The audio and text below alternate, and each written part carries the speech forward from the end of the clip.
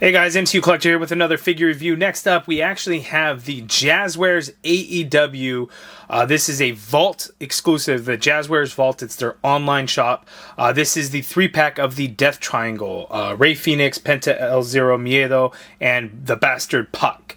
This is the 3-pack. They have the trios titles, which is awesome. Puck also has his international title, which is cool. You can see this is number 141. I'll have to take a look. I think that's following the Unrivaled line, the AEW Unrivaled collection.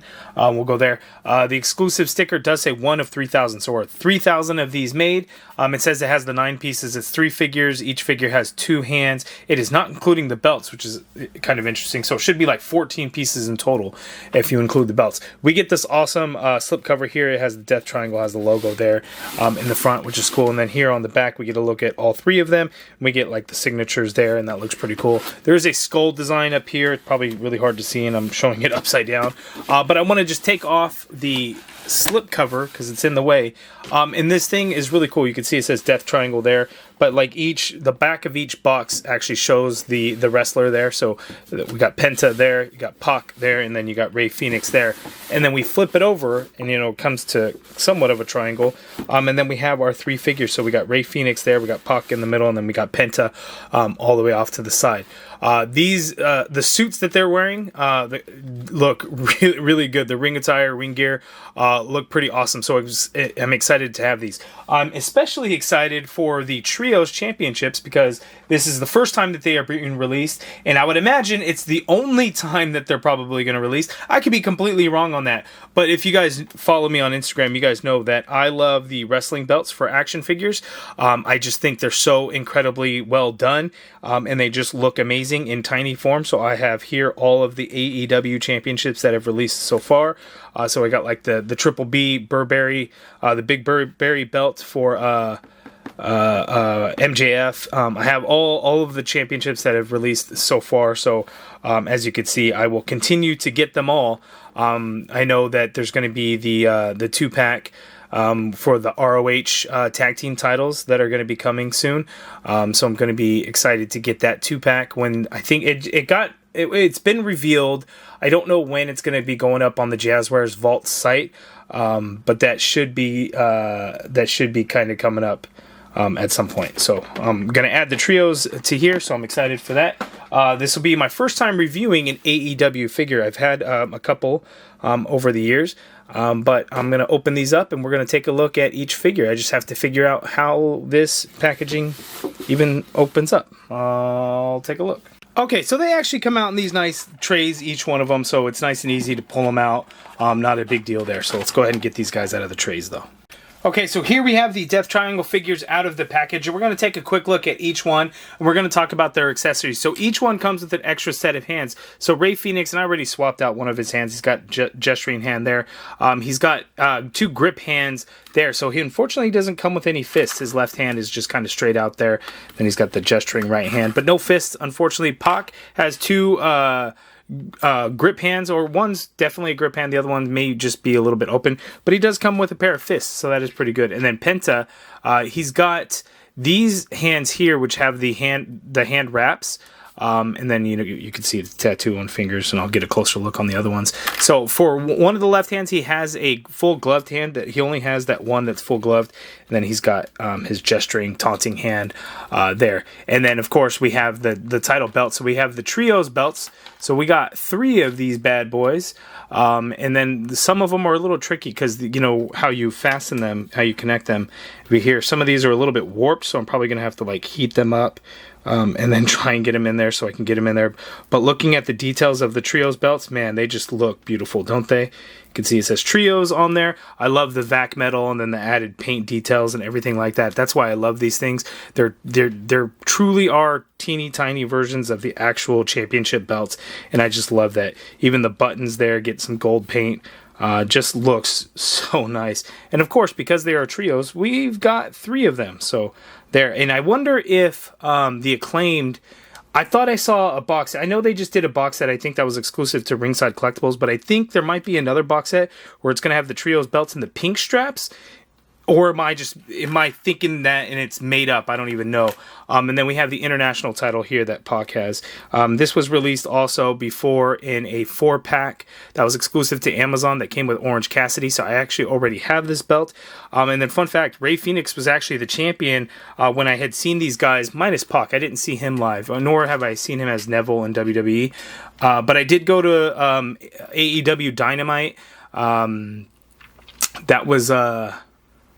And they taped Rampage, of course. So I did get to see these guys live, and I can tell you they are absolutely amazing.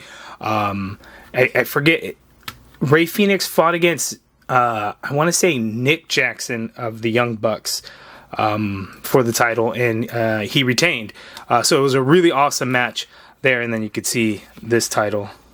Again, I already have this one, but paintwork on there is awesome when you look at the flags and everything. So you got like the Japan flag, Canada flag, USA flag, Mexico flag, and UK flag. I think there's one in there that I can't quite make out, but just awesome detail in these championship belts. That's why I love them. We're going to stick those off to the side, and now let's go ahead and take a closer look at these guys. Okay, first half of the Lucha Brothers, we have Rey Fenix here. Head sculpt looks pretty good. One thing about these suits is the suits are amazingly detailed, and then the tattoos, of course. So looking at his mask, so you can see there, just crazy details in the paintwork of his mask, which is really awesome. And then look at his tattoos. The tattoos just came out so clean looking. Like, it's crazy, the detail and color and everything that they actually have on the tattoo. So pretty amazing stuff. And they even painted over the pins, which is awesome. I don't know that we see that from many other companies or anything. Very colorful tattoos. Just really awesome. And then looking at the paint detail of the suit, that's some shiny silver and gold in there. A little tiny bit of red. But yeah, just really good. Nice sculpted shin guards on those boots as well. Just all around looks good. So then we'll move on to Penta. He's a little bit taller. The details, and I don't know if this is going to come across in camera because this is amazing. There's like the metallic shine on this silver. Like you could see like the rainbow like oil pattern like colors in this. It's insane. I don't think it's going to come through in video, but like having it in hand, you could see the different colors shining off of the silver. It just looks so good. And then here on the shin guards, hopefully you can see it. You notice all the glitter in there? It's not like large flakes of glitter or anything, but there is definitely some glitter in there to bring some shine and color to the shin guards and boots. Like, that's crazy that they did that.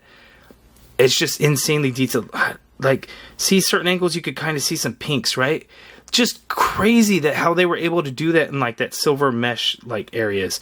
Just insane. And then again, the tattoos are crazy, and they're again very, very colorful, very detailed, and they look great. I mean, they even painted the inside pins. Like, come on, that's amazing. So good. Even the little bit of his neck that's visible there.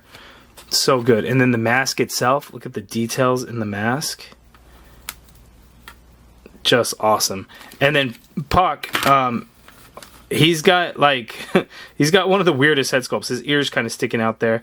The way his hair worked, like his hair's always down, looking crazy, right? When he was Neville, it was cleaned up, and then when he became the bastard, it was completely different. So this is all like a pretty hard plastic piece that's completely part of the head sculpt there. So it's not like a rubber piece of hair or anything like that. So crazy. As you can see, he's kind of thinned out. He's got some strands there because his hair is just all up in his face when he's wrestling and stuff. So it looks pretty good. I see the resemblance in there, even though it's a little bit tricky because half of his face is covered. That does look pretty good. And then in terms of his suit, he's just got the tights on there. Then black boots with shin guards there. So not a whole lot going on. A little bit of detail, a little paint detail and design in the knee pads, but not a whole lot going on for him there. And these guys can move around quite well. So let's go ahead and get to the articulation. Okay, so we have 3 figures of articulation to go through. So I'm going to try and get through them as quickly as possible because each one does use a completely different body. So the head, you can turn around. His head is on a disc hinge, so you can get Pac to look up, but you can't get him to look down because of the way the hair is. You can turn the head side to side. The shoulder you can get to go straight on out and a little bit up. You get a full rotation in there. You got an upper bicep swivel, double jointed elbow like so, wrists swivel, They have the standard horizontal hinge on the grip hands as well as the fists. And then the really cool thing here is each one's got a diaphragm cut and a ball joint waist. So it's a little tricky to just do like the diaphragm cut on its own, but you can get him to tilt a little bit. But when we use the two together, you could tilt to his left that much there. He could tilt to his right that much there, which is pretty awesome. And then going back, you can stretch back quite a bit, which is great for wrestlers when you want to get them in certain poses and whatnot. And then crunching forward, you could do that much there, and that is pretty good. These are necessary things when it comes to wrestlers.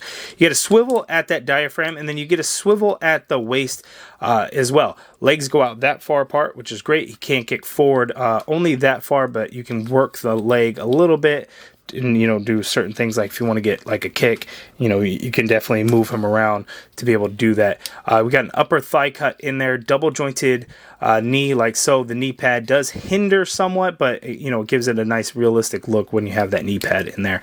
You got a calf swivel right at the top of the boot. Foot hinges down a little bit, not so much up because the foot is going to hit that shin guard, but you get nice ankle pivot in there and peg holes at the bottom of the feet. Now we're going to take a look at Rey Fenix. He is a little bit more slender in his body, and then no long hair, so he can look up, which is good. He can look down somewhat. Unfortunately, he can't look down. And you can force it a little bit. Full rotation in there, of course. The shoulder, same thing. You can get it go out and probably up a little too high. Full rotation in there. Upper bicep swivel, double jointed elbow. That much bend there at the elbow, wrist swivel, and they hinge, standard horizontal hinge on all of the hands for him as well. You got the diaphragm and his waist, so he could tilt to his left that much, even more than Pat could, because again, he's a little bit more slender. Tilting all the way to his right using both the diaphragm and the ball joint waist. He could go that much. Going back is probably going to be a crazy amount. Yep. So you can get him to really stretch. And then coming forward that much there. Swivel at the diaphragm a little bit, and then swivel at the waist. Legs go out that far apart. Does the full splits. You can't really kick forward a little all that much, but you can turn it to the side a little bit. You could do it, but then again, if you need to kick, right, super kick, you can do that as well. You got a thigh swivel in there. It was stuck in there pretty good. It was kind of hidden even. Double jointed knee like so. He's got the knee pads on there. And then swivel at the kind of right towards the top of the calf. Foot hinges down quite a bit. You get some hinge up. Ankle pivot, peg holes at the bottom of the feet for Rey Fenix. And then here we're going to get to Penta. This piece is a floating piece, so just so you are aware of that. And then the design of the mask is going to hinder a little bit. Well, you know, it's pretty soft enough so he can look up somewhat, and then getting him to look down, he can do that as well. You could turn his head, that's no problem or anything like that. Shoulder out, full rotation in there, upper bicep swivel, double jointed elbow like so. Wrist swivel, and they do hinge, standard horizontal hinge on all the hands that he comes with. He's got the diaphragm and the ball joint waist, so getting Penta to tilt to his left that much, tilt to his right, he can go that much there, which is great. Going back that much there, and then coming forward that much there. And I keep forgetting, you know, if you want to use it with the hips, you know, they can come forward. You know, if you're going to set them up into a power bomb, right, you can do that as well, which is good.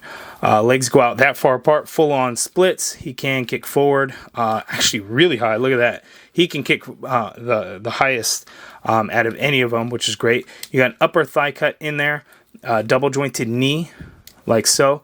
You got a swivel, calf swivel towards the top of the boot. Foot hinges down. You get some hinge up, not a lot. Ankle pivot, peg holes at the bottom of the feet. Penta just feels like a really good moving figure. He might feel like he can move a little too easily, as almost as if like the figure is loose, but he's definitely solid. The joints aren't going to flop around or anything like that. Like, I have no worry there. Like, if you stand him up, he's very sturdy. He's not going to be falling down or anything like that. But man, I still can't get over the crazy shine that comes off of the silver in there. It's just, you could see the colors of the rainbow just coming from it. So it's pretty amazing how they did that in paint. And then again, the glitter kind of throughout the shin guards is just absolutely amazing there. I think everybody does super kicks in AEW, right? So, like, I mean, getting them into super kick positions is not a problem for any of these figures. You can do it, and it makes it quite easy. The same with Pac. You know, he's going to be able to do super kicks as well. So you can really get these guys to do, like, a lot of different poses. It's not going to really be an issue for these guys. Like, if you're going to get somebody into a powerbomb, whoops. Hold on. The good thing about it is these pieces come off and they just snap right back together. So if you're going to customize, move parts around, it makes it nice and easy. But like power bombing, right? You could do it, and you can position these guys really well. Now, I'm not the best at action figure poses and doing figure photography, but even with wrestling figures, I've seen a lot of great photography coming from folks. So with these guys, with these AEW guys, you can definitely get them into some great poses. Like when you look at like the Mattel WWE figures, they look really great also, and it took years for them to get to the point where they've added good articulation, like double jointed elbows and things like that. These guys started off with all that, and the diaphragm cut and the ball joint waist are just awesome to do when it comes to like folks that are gonna be very agile and move around quite a bit, and these guys can definitely do that. So again, this set is exclusive to Jazwares Vault. It is currently still in stock. I have a link in the video description below if you want to get your order in before they sell out. It seems like not everything is sold out from the vault except for that Alistair Black Deluxe Supreme set. That one did sell out. I have no doubt in time this set will sell out. It just released last week. Hopefully the Briscoes 2-pack is going to release soon because I really want to get that, especially for the ROH tag team titles. But this one, again, with the trios belts, I'm very happy to have these things because, again, Jazwares does an amazing job with them, so I'm very happy there. But you guys let me know down in the comments below, what do you think of this set? What do you guys think of the AEW figures in general, the Unrivaled and the Unmatched figures? Let me know down in the comments below. Let me know if you picked up this set, if you're passing on it, or if you're thinking about it. Let me know in the comments below. If you guys like this video, please do me a favor and hit that thumbs up button. Subscribe if you haven't already done so. And as always, thank you for watching.